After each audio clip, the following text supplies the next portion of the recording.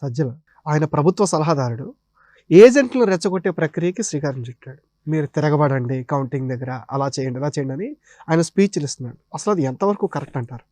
First Jaganmohan Reddy చేసిన తప్పు ఏంటంటే కనీసం పరిపాలనలో అనుభవం లేని వ్యక్తుల్ని సలహాదారులుగా పెట్టుకోవటం. జగన్మోహన్ రెడ్డి అనే వాడికి పరిపాలన మీద కానీ, లేదు అభివృద్ధి మీద కానీ, సంపద మీద కానీ, లేదా ఉద్యోగ కల్పన మీద కానీ, కంపెనీలు ఎలా తీసుకురావాలో దేని మీద అవగాహన లేని సీఎం ఉండటం, వాళ్ళు ఎంతో కొంత తెలిసి ఉండటం జగన్మోహన్ రెడ్డి వాళ్ళని పెట్టుకోవడానికి ఒక కారణం అయ్యి ఉండొచ్చు. ఎందుకంటే ఏమీ చేతగానేవాడు ముందు ఎంతో కొంత ఉన్నోడు పనోడుగా ఉంటే కొద్దిగా నడుస్తుంది ముందుకి బండి.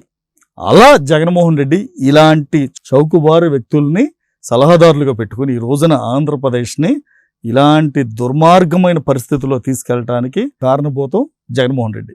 జగన్మోహన్ రెడ్డి ఏదైతే అనుకున్నాడో, అంటే 2019లో తను అనుకున్నది 100% జరిగింది.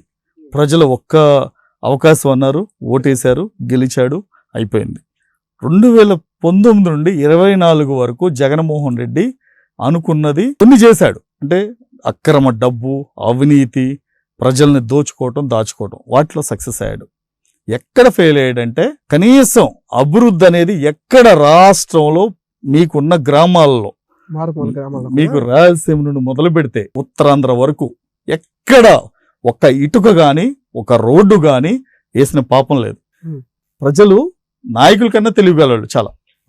ఈ సజ్జల రామకృష్ణారెడ్డికి ఎప్పుడైతే సలహాదారుడిగా పెట్టుకుని జగన్ సగం పతనం అయిపోయాడు.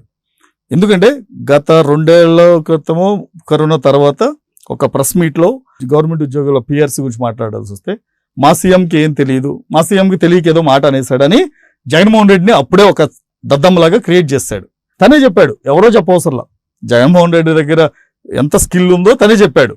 అలా సజ్జల రామకృష్ణారెడ్డి తన పరిధి దాటి ఒక షాడో సీఎంగా, ఆంధ్రప్రదేశ్కి షాడో సీఎం ఎవరంటే సజ్జల రామకృష్ణారెడ్డి. ఈ రోజున ఓటమి సునామీలాగా వెంటబడుతుంది.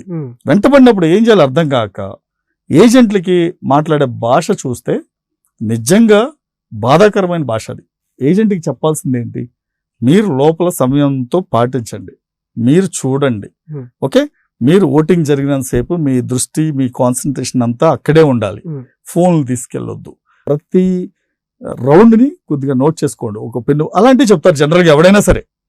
మీరు తిరగబడండి, ఊరుకోవద్దు, గొడవ పడండి, కొట్లాడండి అంటే ఒక్కొక్కడి కత్తికోడి ఇచ్చి పంపించు, ఇష్టం.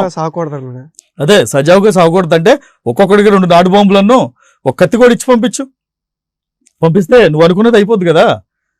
ఇలాంటి చౌకబారు మాటలు మాట్లాడితే సజ్జల రామకృష్ణారెడ్డి నీ పదవి కాలం అయిపోయింది. నువ్వు ఇప్పుడు సలహాదారు కూడా కాదు, కనీసం జర్నలిస్ట్గా కూడా నువ్వు ఈ 5 ఏళ్లు పీకిన దానికి జర్నలిస్ట్గా కూడా పనికిరావు. ఇలాంటి చౌకబారు మాటలు మాట్లాడితే రేపు రాబోయే కొత్త ప్రభుత్వంలో నీకు ఎలాంటి శిక్షలు పడతాయో ప్రజలు, కోర్టులే చూసుకుంటాయి. దయచేసి ఇలాంటి వాళ్ళందరినీ రేపొద్దున కోర్టులకి ఇచ్చాల్సిన సమయం ఆసన్నమైంది. ఎందుకంటే ఇలా రెచ్చగొట్టే వ్యాఖ్యలు ఎవడు చేసినా సరే ప్రతి ఒక్కడు శిక్షకు అర్హుడే.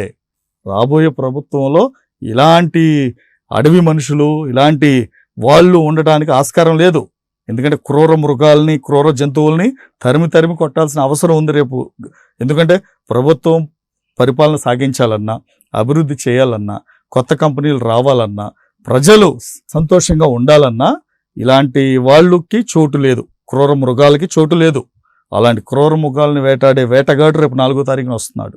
రేపు ఉదయం సజ్జల రామకృష్ణారెడ్డి మాట్లాడినా, పొన్నవాళ్ళు సుధాకర్ రెడ్డి మాట్లాడినా, వాళ్ళిద్దరు మాట్లాడిన వీడియో క్లిప్స్ ఉన్నాయి. ప్రభుత్వం రేపు పొద్దున ఎటువంటి చర్యలు పోలీస్ డిపార్ట్మెంట్ తీసుకోవాలో తప్పకుండా వాళ్ళ మీద కేసులు పెట్టాల్సి వస్తుంది. వాళ్ళు మాట్లాడిన భాషకి సంజాయిషి ఇవ్వాల్సి వస్తుంది.